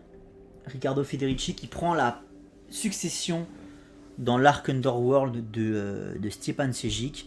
Et là, c'est deux salles, deux ambiances. Hein. Sejic full numérique, Federici, c'est du crayonné, enfin c'est le dessin vraiment à l'ancienne. Federici, je suis pas client. En fait, c'est pas le dessin en lui-même qui me dérange, c'est plutôt la colorisation qui va avec. C'est une colorisation un peu effacée, un peu crayon de couleur, quoi. C'est pas franc, après ça fait partie du style. Hein. Il y en a beaucoup qui aiment, et je peux parfaitement comprendre pourquoi. Mais là, tu vois, pour le coup, au niveau des couleurs, ça fait un peu passer. Et moi, c'est pas ma cam. Par contre, Mera est absolument sublime. Le problème que j'ai là, c'est le diadème de Mera qui est beaucoup trop gros. Et ça lui recouvre la moitié de la gueule. Et du coup, moi, je préfère quand elle est au naturel. Ou alors juste une petite tiare éventuellement. Mais là, c'est... Et puis les épaulières, merde, quoi. C'est con parce que là, Mera, elle est sexy as fuck quand même. Bon. Par contre, le Aquaman derrière en mode grosse bestiole loup-garou, là, non merci, quoi. Elle s'est mise dans le orange, celle-là, mais non, je t'ai jamais dit dans le orange, gros. Donc Riccardo Federici, je suis désolé, mais il passera pas à la phase de poule, quoi. C'était la seule cover qu'il a fait. C'est con parce qu'il a quand même travaillé sur 3-4 épisodes, hein, sur cette fin de run d'Abnett. Celle-là, non. Alors, vraiment, pas du tout, quoi. Non. Il n'y a rien qui me botte. Là, c'est la prise en main du personnage par Kelly Sue Deconic. Je vais vomir. Oh, putain, Kelly Sue Deconic. Je dirais tout le mal que je pense de ce run quand je l'aurai relu, que ça sera plus frais. Pour la petite anecdote, j'ai essayé de le relire il n'y a pas si longtemps. J'ai lu le tome 1 et le bouquin m'a encore tombé des mains. C'est vraiment de la merde, quoi. Ce qu'elle fait d'Arthur... un père de famille qui accepte... En fait, c'est le père de famille, tu sais, qui n'assume pas, en fait, qui va être père de famille. Tu vois. Et donc, du coup, il lâche Mera comme un gros salopard. Enfin, ça m'a dégommé. Ça m'a dégommé. Quand tu vois ce qu'il a été prêt à faire lorsque son bébé est né en 1965, Le Aqua Baby est né en 1965. Quand tu vois ce qu'il a été prêt à faire, il a retourné l'océan pour aller chercher ce putain de sérum qui permettrait à Mera de vivre, de survivre à son accouchement et au bébé de naître.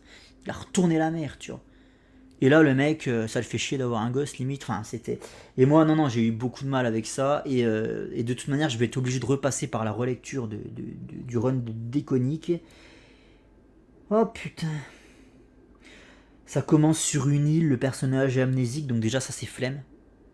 Le personnage qui est amnésique et qui doit réapprendre à utiliser ses pouvoirs, ça c'est flemme déjà. Ça me gave en fait.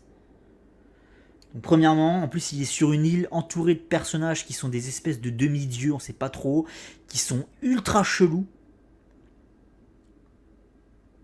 Il y en a un, il l'appelle Kai. Il appelle Arthur, il l'appelle Kai. Voilà. Enfin bref, c'est... Oh, le premier tome il est catastrophique, mais les deux autres qui suivent le sont tout autant. Et j'ai lu une fois le run en entier. Et j'ai réessayé la dernière fois, j'ai pas passé le tome 1. Et j'y arrive pas, quoi. C'est la pire des saloperies. Vraiment, le Aquaman de Kelly Sue DeConnick, c'est le pire truc Aquaman que j'ai lu. Voilà. Je vous disais que l'artiste qui a le mieux compris Aquaman et qui a le mieux exploité ses pouvoirs, c'était Will Pfeiffer. Pendant l'ère Sub Diego.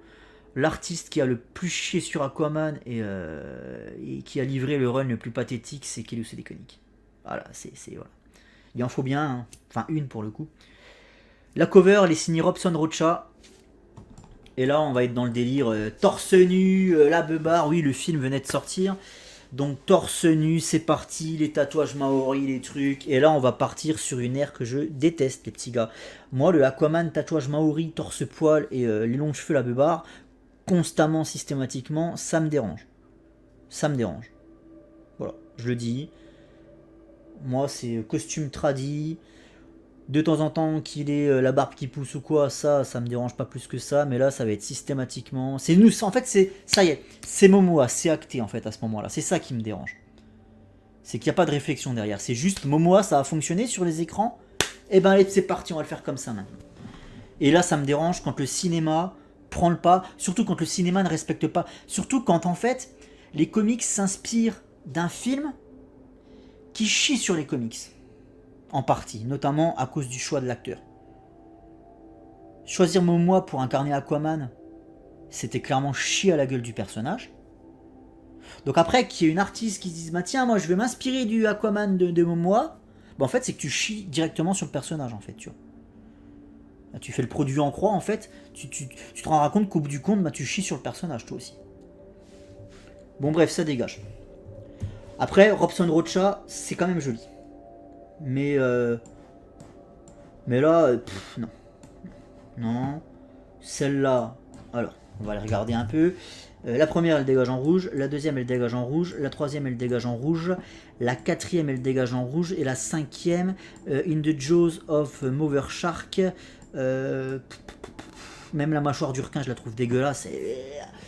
C'est pas ça une mâchoire de requin. Putain, vous avez déjà regardé des mâchoires de mégalodon, à quoi ça ressemble, bordel de merde? Les mâchoires de mégalodon, c'est... En fait, tu prends cette mâchoire-là, mais tu la retournes comme ça, dans l'autre sens. C'est en largeur, c'est pas en hauteur, une mâchoire de requin, bordel de merde. Putain, mais renseignez-vous quand vous dessinez des bestioles, bordel. Bon, ça dégage, c'est pas beau. Tout ça, c'est pas beau, là. Les 5, ça fout le camp. Alors, Aquaman en squelette, ça dégage.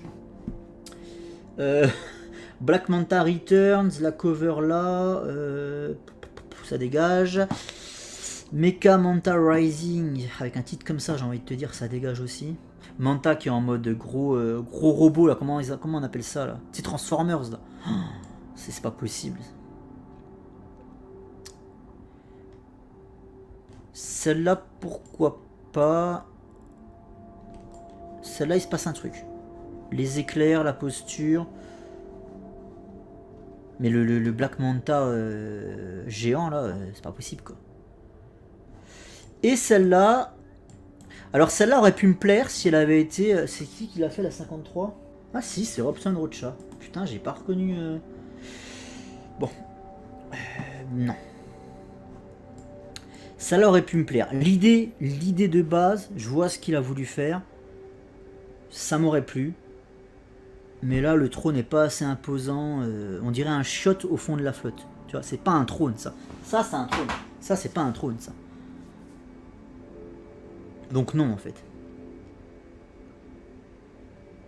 Puis t'as 3 poissons devant qui se battent en duel. Il y a rien, quoi. À la limite, là, qu'il y a une armée de poissons sur les côtés. Moi, j'aurais fait ça comme ça. Plein de poissons sur les côtés qui regardent en direction du trône. Tu sais, qui sont un peu hors champ. Tu vois juste la tête des poissons, en fait, comme ça. Sur la cover, à gauche, à droite et même en bas. Et pourquoi pas au-dessus aussi, en fait. En fait, c'est un banc de poissons qui arrive sur le trône et qui constate la disparition de leur souverain. Tu vois, là, voilà. Et là, il y a 3... Tout le monde s'en branle, en fait. Tout le monde s'en branle. Donc non, ça m'intéresse pas. Ça ne m'intéresse pas. Allez, rouge. Rouge. Rouge. Rouge. Et celle-là... allez, orange. Rouge. Une grosse bébête, on voit rien. Autant la grosse bébête de Paul Pelletier avec Aquaman qui était en mode épique dessus et tout, en train de déglinguer la bestiole, ça envoyait du lourd. Là, il est à cheval sur un truc dont on ne voit ni la tête ni la queue. Il est où le cucu, elle est où la tête, on sait pas ce que c'est, ça m'intéresse pas. Les créatures de la fosse qui reviennent. L'aspect surnombre était beaucoup mieux géré par Ivan Reis et par Paul Pelletier. Là non. Cette cover, elle aurait été beaucoup plus stylée si il faisait beaucoup plus sombre. Un peu comme dans le film en fait, tu vois. De toute façon, oui, c'est tiré du film ça aussi. Qui aurait une très faible source de lueur autour d'Arthur et Mera qui permettrait d'éclairer un tant soit peu tout ce qui les entoure mais qu'on voie pas tout, tu vois. Celle-là, ce que j'aime bien là, sur celle que je suis en train de bouger dans tous les sens, la 57, ce que j'aime bien c'est Mera enceinte. Voilà, c'est joli, une femme enceinte. Elle porte la vie, donc c'est la classe. La scène est inondée de lumière. Et j'aime bien cet effet de lumière aveuglante. Celle-là, je vais la garder. La 57, je vais la garder et je vais même la mettre en vert. Le seul truc, c'est que je vois pas qui tient le trident, c'est bizarre. Et le profil d'Aquaman est plutôt bien réussi. Ça aurait été encore plus stylé s'il n'y avait pas cette dégaine de Clodo. Et Mera enceinte, là j'aime bien le profil et cette lumière ultra aveuglante. Allez, ça part en vert. La 58, alors la 59 c'est clairement du Sejik ça. Hein. Sejik pas très en forme sur la gueule de Shion Master, donc elle sera pas qualifiée. Elle sera pas qualifiée. La 58 c'est encore Rocha. De toute façon ça va être Rocha jusqu'à la 65e. Donc l'avant-dernière. Ça part en orange. Celle de Sejik là.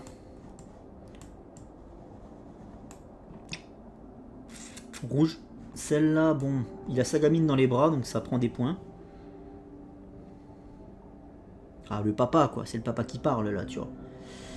Mais on sait pas ce qui fuit. Non. C'est pas assez pour me convaincre.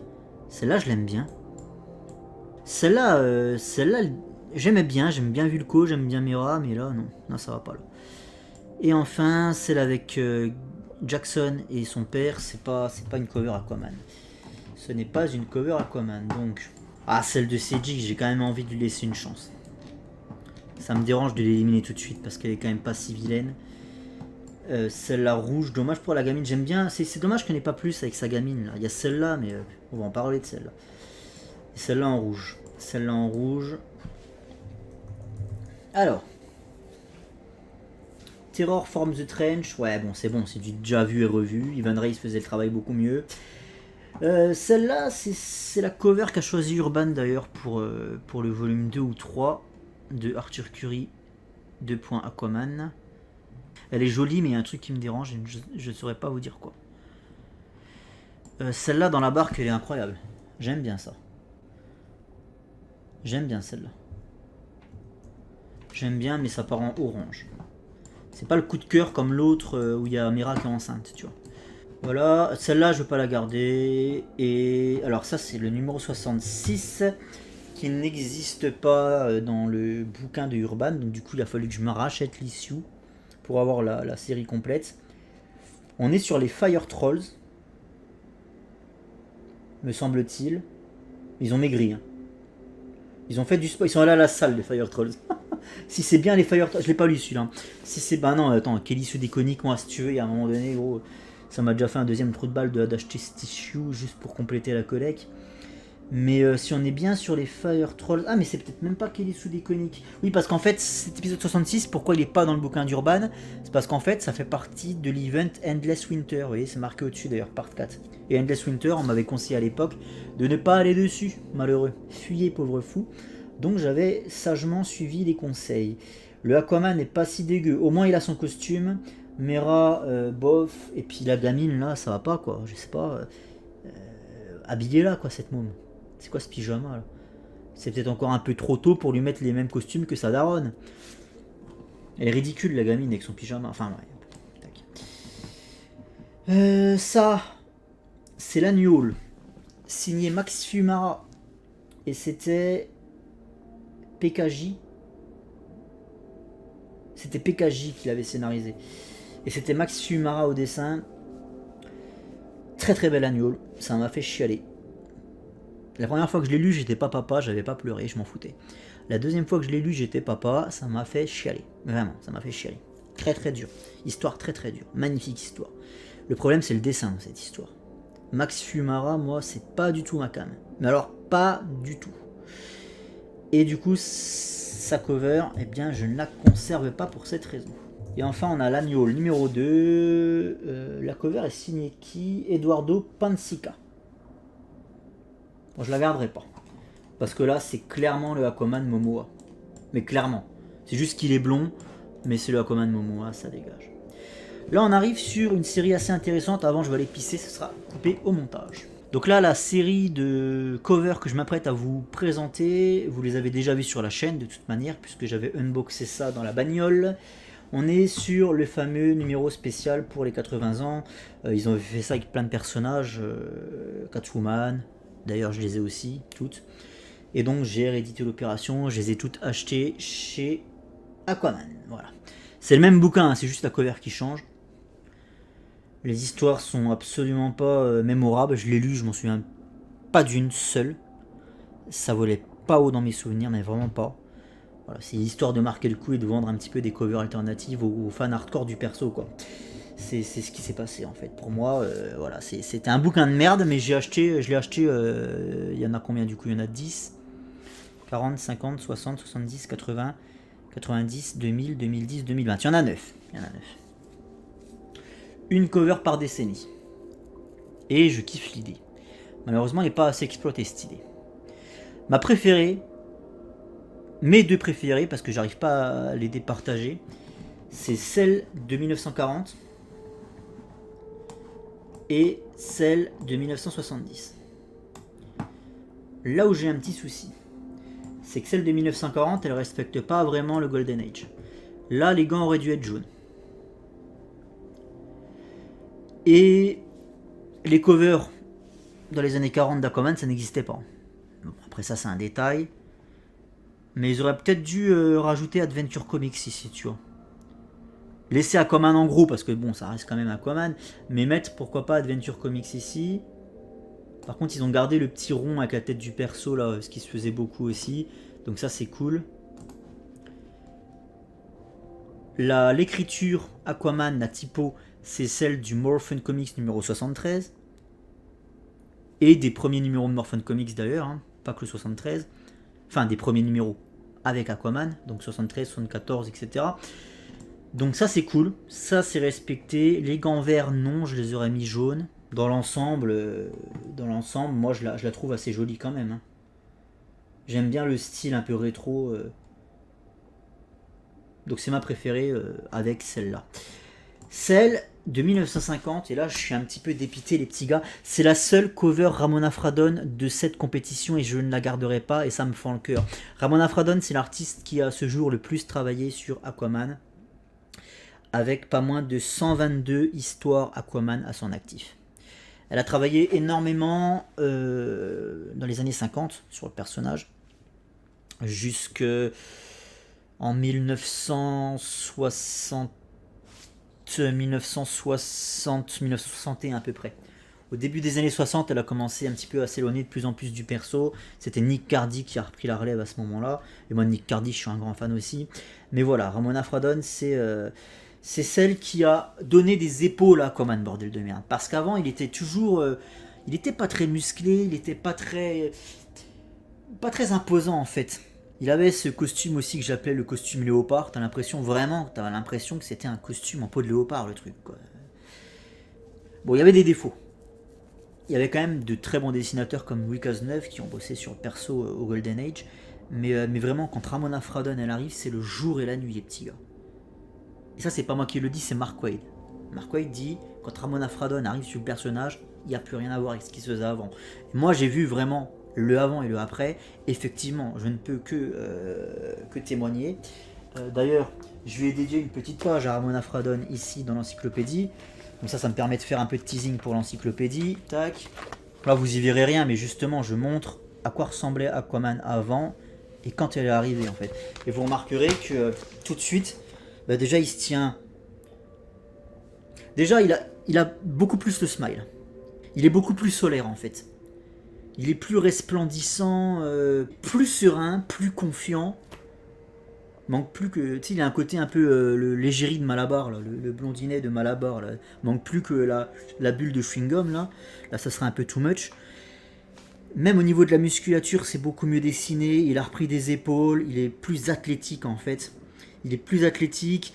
Il ressort plus dans les cases. Il est plus souriant, plus solaire. Il est plus présent, en fait, tout simplement, quoi.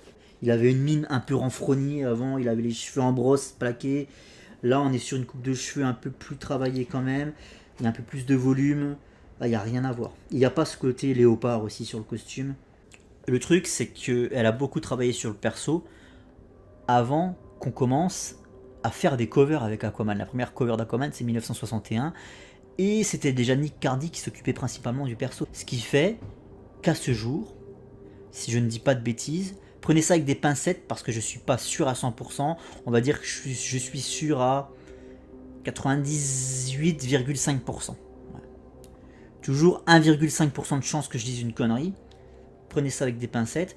Mais cette cover là, pour l'anniversaire des 80 ans, c'est la seule cover de Ramona Fradon à ce jour. C'est-à-dire que c'est la seule cover Aquaman dessinée par celle qui a le plus dessiné Aquaman. Est-ce que c'est pas un truc de fou quand même ? Et c'est aussi pour cette raison que je voulais mettre cette série dans ce tournoi, en fait, pour dire qu'on pense toujours à Ramona qui nous a quittés cette année, début d'année 2024. Et cette cover, je la trouve pas très jolie, en fait. C'est dommage parce que je trouve que ce qu'elle faisait à l'époque, c'était plus joli. C'est peut-être la colorisation qui lui rend pas hommage ici, tu vois. Parce qu'il y a un côté en fait moderne sur de l'ancien, c'est bizarre, tu vois. Là, j'ai pas l'impression de voir une cover si vintage que ça. Bon, après, elle était quand même très âgée quand elle a dessiné ça, les petits gars, parce que elle nous a quittés à l'âge de 98 ans, je crois. Donc là, c'est vraiment un de ses derniers travaux. Hein. Elle a bossé 13 années sur Aquaman, record de 122 histoires. Et donc elle nous a quittés à l'âge de 97 ans. Donc c'est à peu près l'âge qu'elle devait avoir quand elle a dessiné ça. Donc tu dessines ça à 95 ans, mettons, gros, respect quand même, quoi. Respect absolu, quoi. On a le Comics Code Authority, donc ça c'est respecté. La typographie Aquaman qui va pas changer beaucoup sur les décennies qui vont suivre. On va d'ailleurs le voir sur les covers.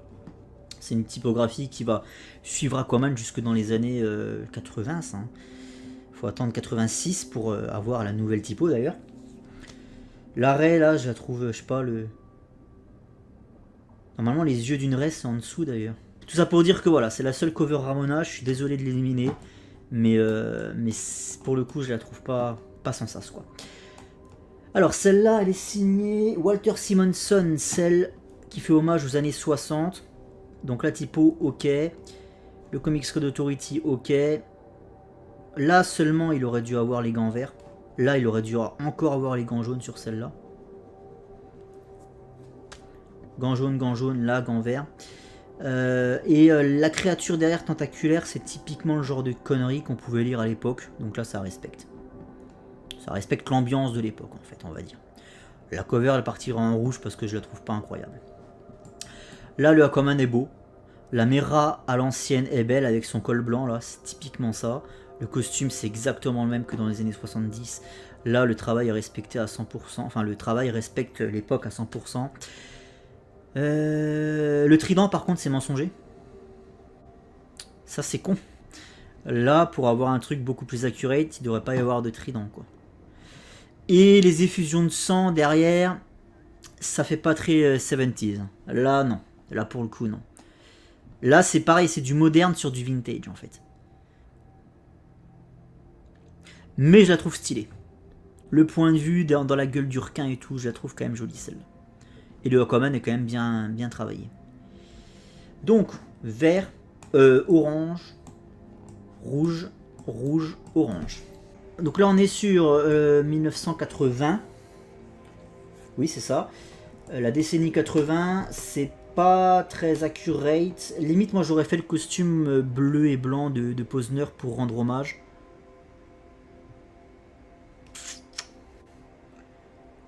Même si au début des années 80, il avait encore son costume tradi et il l'a retrouvé en 89, donc on était encore techniquement dans la même décennie quand il a retrouvé son costume orange. Hein. Mais pour marquer plus le coup visuellement, je lui aurais mis le costume bleu de Posner. Bon, elle n'est pas non plus incroyable, elle va partir en rouge. Là, évidemment, c'est le Aquaman de Peter David. Je déteste la colorisation sur cette cover. Tout est violet et rose, tu sais pas pourquoi. Regardez le mec, il est rose chewing, il est rose bubblegum, le gars. Qu'est-ce qui s'est passé? Il a pris un coup de soleil? Qu'est-ce que c'est?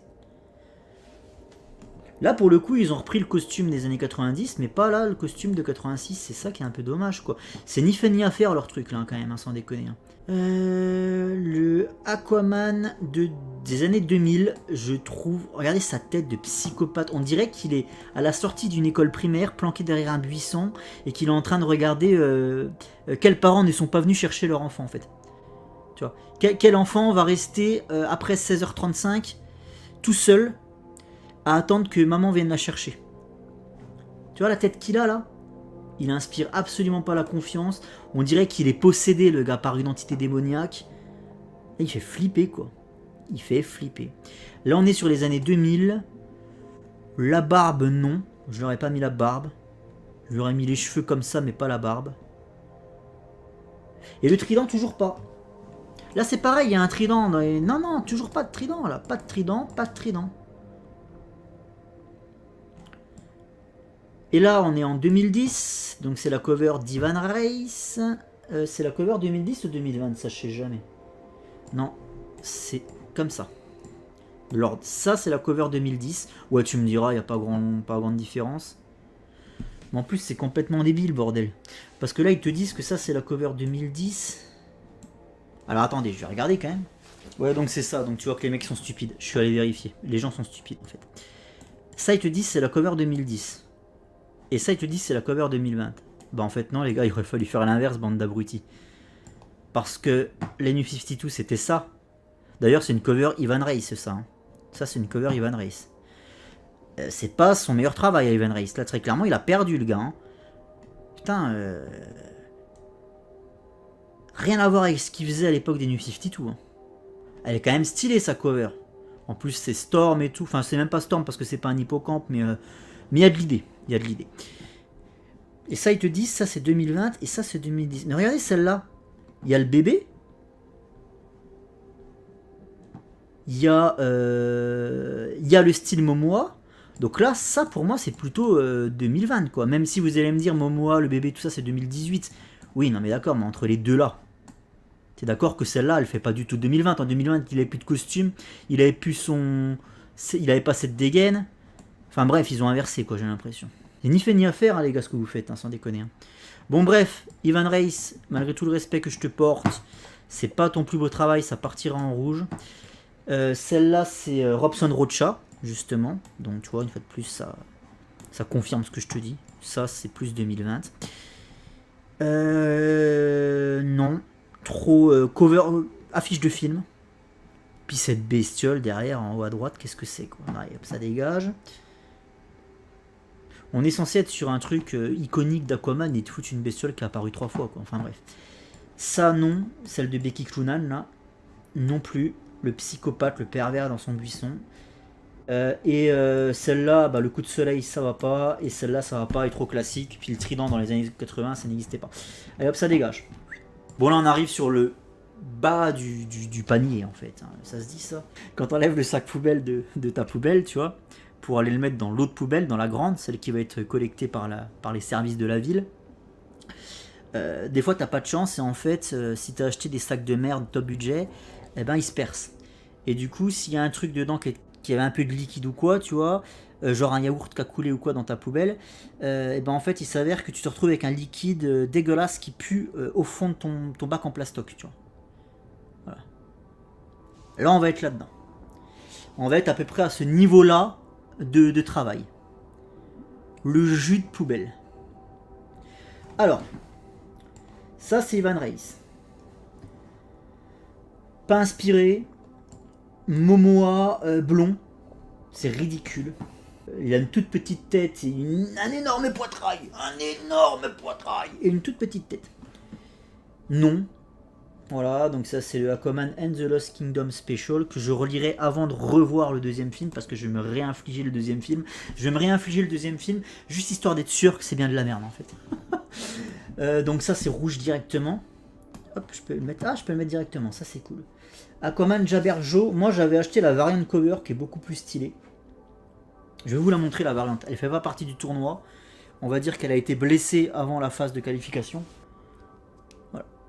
Qui est beaucoup plus stylée en vrai. Beaucoup plus. Je sais pas de quoi il retourne. Mais non en fait. Non. Là on est sur Dronid Earth. Alors il y en a deux Dronid Earth. Parce qu'en fait il y en a une qui s'appelle... Enfin il y a un épisode qui s'appelle Aquaman and Justice League Dronid Earth. Et il y a l'autre épisode qui s'appelle Justice League and Aquaman Dronid Earth. Voilà. Bah, d'ailleurs regardez c'est marqué en haut là. Donc le Aquaman Justice League Dronid Earth non.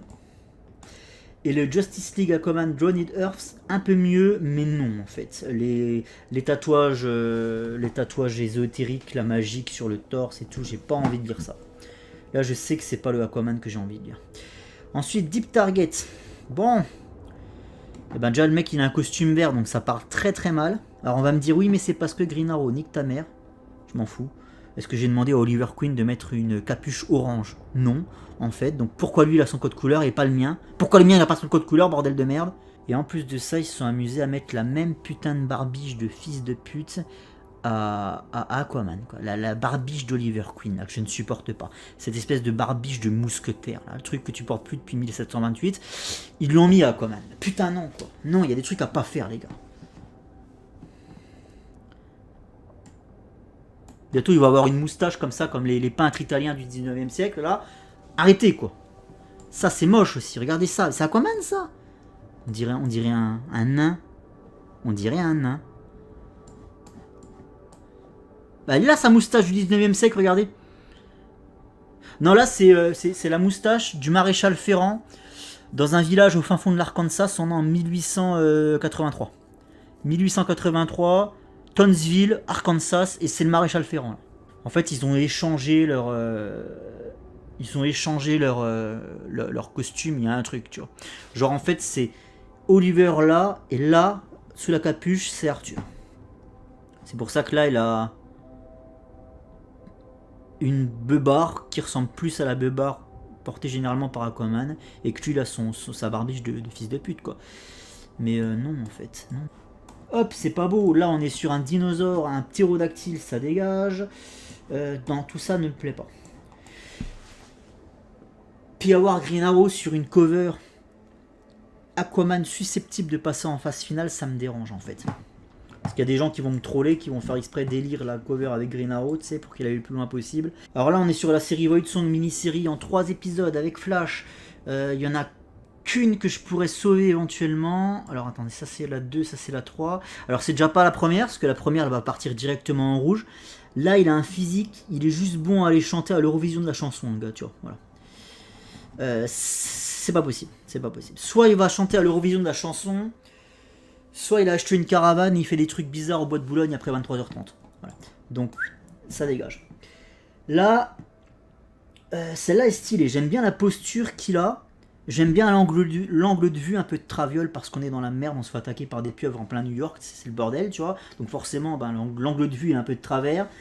J'aime bien celle-là elle est signée qui? La première, là, le bois de Boulogne, c'était J. Anacluto. Anaclito, ah c'est peut-être pour ça.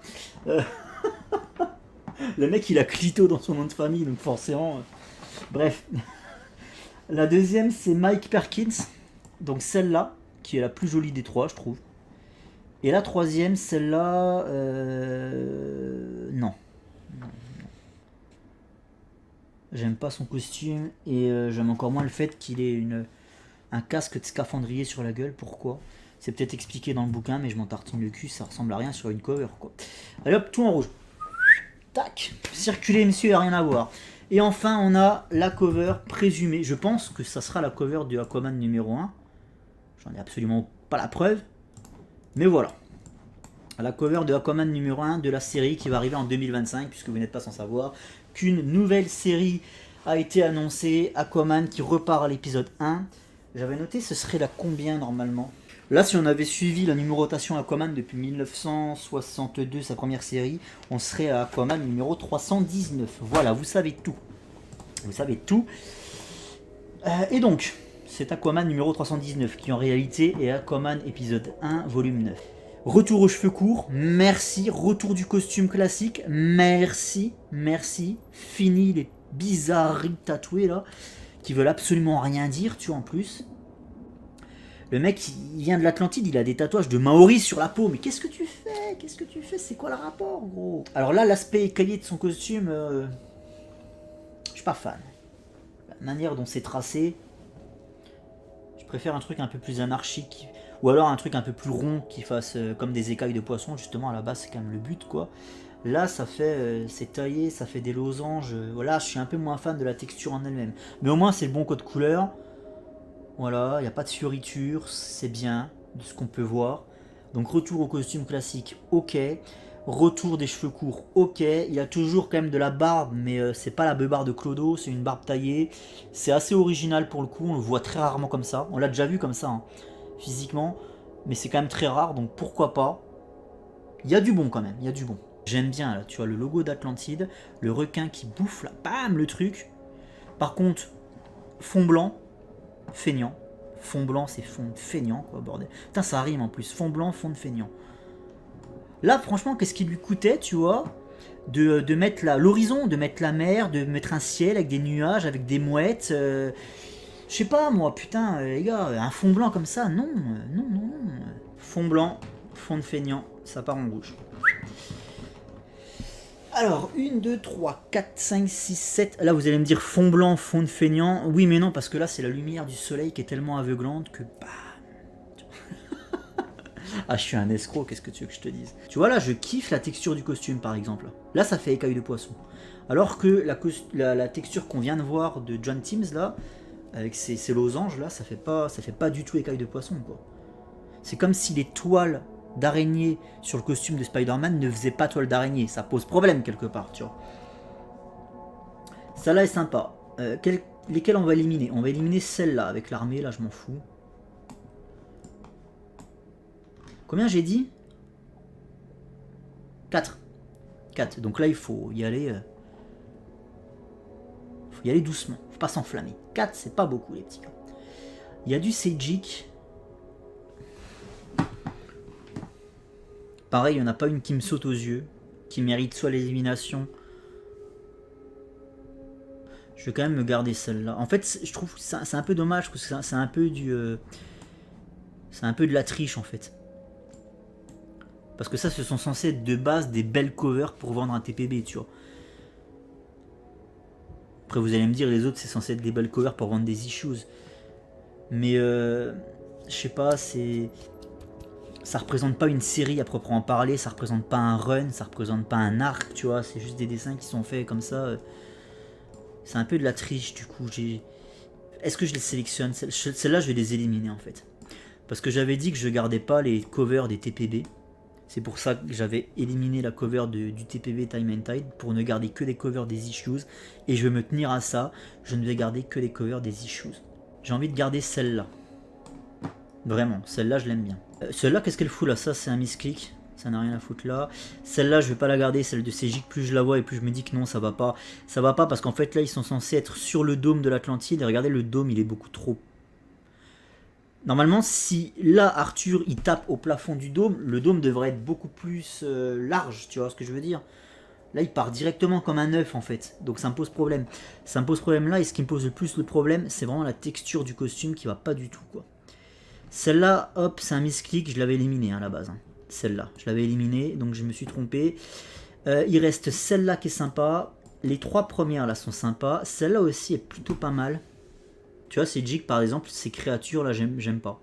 Son Ocean Master, j'aime pas. Et ces créatures de la fosse, j'aime pas. Il n'est pas appliqué sur celle-là. Il m'en reste 4 pour 3. Donc il faut que j'en sorte une. T'as vu comment je sais bien compter, gros? C'est vraiment pas un groupe foufou. Hein. Parce qu'en fait, tu vois, là, c'est un peu comme quand tu vas voter. En fait, tu votes pour celui que tu estimes le moins pire, en fait. Bah là, c'est pareil. Le groupe de la mort, tout à l'heure, enfin l'autre fois, vraiment c'était difficile de départager, tellement c'était magnifique de partout, il y avait des covers qui envoyaient du lourd, et putain ça me faisait mal au cœur de les éliminer. Là ça me fait mal au cœur de les qualifier en fait. Je pense que celle-là elle dégage en vrai. Ouais. Je vais me prendre celle-là. Voilà, on va partir là-dessus les gars. Je pense que le groupe 4 va pas aller très loin dans la phase finale. Donc on va pas se le cacher. Donc on a principalement du Stjepan Sejic. 1, 2, 3, 4, 5, 6 covers de Sejic. 7 covers de Sejic. Brad Walker s'en sort pas si mal. Brad Walker il a quand même 2, 3, 4 covers. 4 covers, donc c'est vraiment Sejic le premier du groupe là. Celui qui a gagné quasiment tous les points, tu sais. Sejic premier du groupe. Brad Walker deuxième avec 4 sélections. Et enfin on a Robson Rocha qui s'en tire avec 2 covers. Et la particularité des covers de Robson Rocha qui ont été sélectionnés, les deux là, c'est que y a Mera dessus et c'est des covers assez... c'est des covers de couple en fait. Donc moralité, Robson Rocha est très bon pour dessiner le couple. Et Sejic aussi, parce que regardez celle-là. En fait il y a beaucoup plus de Mera, hein. Vous remarquez que vraiment sur ce groupe, il y a beaucoup plus de Mera. Ce qui signifie, et c'est pas totalement faux, qu'il y a eu un changement de, comment on appelle ça, une passation de pouvoir en fait qui s'est opérée sur cette série Aquaman, où vraiment l'intérêt était de plus en plus porté sur Mera. Mera devenait de plus en plus le personnage principal, d'ailleurs c'est elle qui est devenue la reine de l'Atlantide. À ce moment-là, d'ailleurs il y a une série, Mera Queen of Atlantis, écrite par Dan Abnett, et qui fait la jonction entre les New 52 de Geoff Jones et le run de Dan Abnett, pour le coup, Rebirth. Très très bonne mini-série, disponible en TPB. Et c'est à partir de là vraiment qu'il y a une passation de pouvoir et que Mera devient le personnage principal de la série Aquaman. Et on peut constater ça sur les covers, quoi. C'est vraiment le premier groupe, enfin c'est même le seul groupe où il y a autant de Mera, quoi. Et c'est pas pour me déplaire, parce que Mera elle envoie quand même du steak. Allez, merci à vous tous les petits gars. Donc là, montage final avec nos 64 qualifiés, c'est parti.